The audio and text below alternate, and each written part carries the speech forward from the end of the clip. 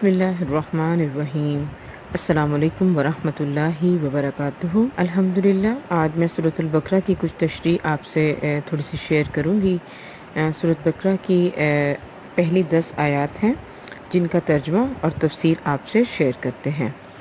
سورۃ بقرہ جو ہے اس کی قرآن میں بہت زیادہ فضیلت آئی ہے اور حدیث میں بھی اس کی بہت زیادہ فضیلت ہے کہ جس گھر میں یہ پڑھی جاتی ہے اس گھر سے شیطان دور بھاگ جاتا ہے۔ اور نبی اکرم صلی اللہ علیہ وسلم نے فرمایا جو شخص بھی سورۃ بقرہ پڑھے گا تو قیامت کے دن یہ سائبان کی صورت میں اس کے سر پر سایہ کیے ہوئے یہ 2 صورتیں آئیں گی۔ یہ 2 صورتیں جو ہیں یہ سورۃ البقرہ اور سورۃ آل عمران، یعنی کہ سائبان کی صورت میں سے مراد یہ کہ یہ بادلوں کی طرح سایہ کیے ہوئے آئیں گی۔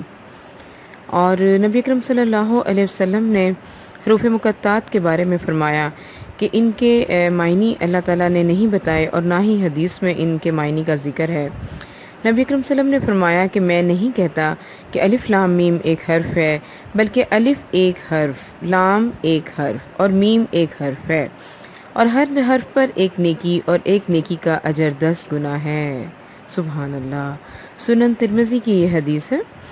اور آپ یہ دیکھیں کہ قرآن کا ایک لفظ پڑھنے سے بھی ہمیں 30 نیکیاں ملتی ہیں، اگر اس میں 3 حرف ہوں گے تو پورا قرآن پڑھنے کا کتنا فائدہ ہوگا، آپ خود سوچئے۔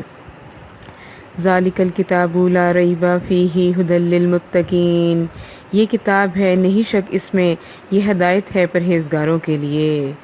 اللہ تعالیٰ کی کتاب میں کوئی شک نہیں، اللہ تعالیٰ کی کتاب کے کلام کے تمام احکامات محکم، پختہ اور مضبوط ہیں، شک والی اس میں بات ہی نہیں۔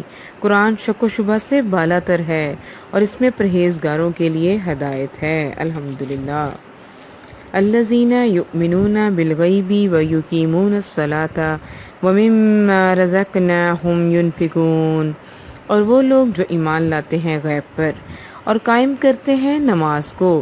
نماز کو قائم کرنے سے مراد یہ ہے کہ نماز کو وقت کی پابندی کے ساتھ ادا کرنا اور سنت کے مطابق اس کا اہتمام کرنا، کیونکہ پہلے دور میں ایسا تھا کہ نماز تو منافقین بھی پڑھا کرتے تھے، لیکن اللہ کے ہاں وہ نماز قابل قبول ہے جو شرائط کے ساتھ پڑھی جائے، خضوع و خشوع سے پڑھی جائے، وقت کی پابندی کے ساتھ پڑھی جائے۔ وَمِمَّا رَزَقْنَاهُمْ يُنْفِقُونَ، اور اس چیز میں سے جو رزق دیا ہم نے ان کو خرچ کرتے ہیں۔ اللہ کی راہ میں خرچ کرنے کا ثواب قرآن میں 10 گنا، 70 گنا، 100 گنا اور کہیں 700 گنا بھی ہے، اور ہمیں چاہیے کہ ہم واقعی کھلے دل سے اللہ کی راہ میں خرچ کریں، کیونکہ اللہ تعالیٰ کسی کا بھی بدلہ رکھتے نہیں، اس کو لوٹاتے ضرور ہیں۔ والذین یؤمنون بما انزل الیک، اور وہ لوگ جو ایمان رکھتے ہیں جو اتارا گیا طرف تیری، یعنی کہ قرآن پاک، وما انزل من قبلک، اور جو اتارا گیا آپ سے پہلے، وبالآخرۃ ھم یوقنون، اور وہ آخرت پر بھی یقین رکھتے ہیں۔ سب سے اہم بات یہی ہے، اور دنیا میں نیک اعمال اور صالح اعمال انسان تبھی کرتا ہے جب اس کو یہ یقین ہو کہ اس نے آخرت میں رب تعالیٰ کے سامنے کھڑے ہونا ہے۔ اولئک علی ھدی من ربہم واولئک ھم المفلحون، یہی لوگ اپنے رب کی طرف سے ہدایت پر ہیں اور یہی لوگ فلاح پانے والے ہیں، جو اللہ پر بن دیکھے ایمان رکھتے ہیں، جو نماز کو قائم کرتے ہیں، جو اللہ کی راہ میں رزق دیتے ہیں، جو رزق دیا ہے اس کو خرچ کرتے ہیں۔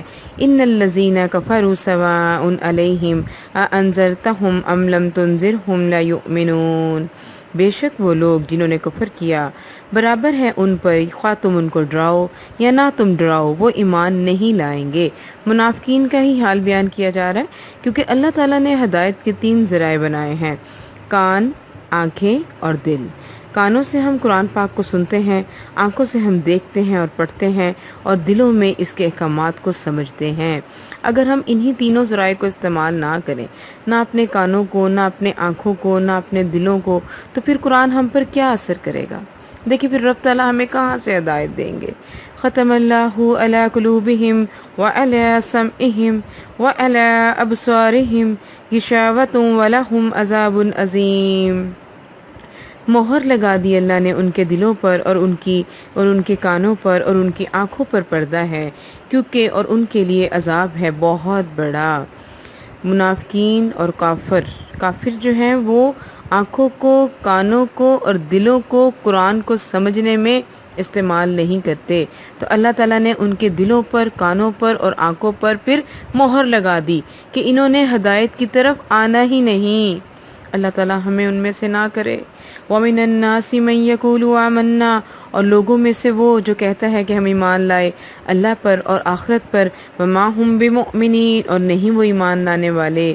یہاں پر بھی منافقین کی بات ہو رہی ہے، جو اوپر سے تو نبی اکرم صلی اللہ علیہ وسلم کو یہی کہتے تھے کہ نبی اکرم صلی اللہ علیہ وسلم ہم ایمان بھی لائے اور ہم آپ کے ساتھ بھی ہیں اور آخرت پر بھی ایمان لاتے ہیں، لیکن دلوں میں سے وہ سچے نہیں تھے، دلوں میں سے وہ سچے نہیں تھے۔ یخادعون اللہ والذین آمنوا، وہ دھوکہ دیتے ہیں اللہ کو اور ان لوگوں کو جو ایمان لائے۔ وما یخدعون الا انفسهم وما یشعرون، اور نہیں وہ دھوکہ دیتے مگر اپنی جانوں کو۔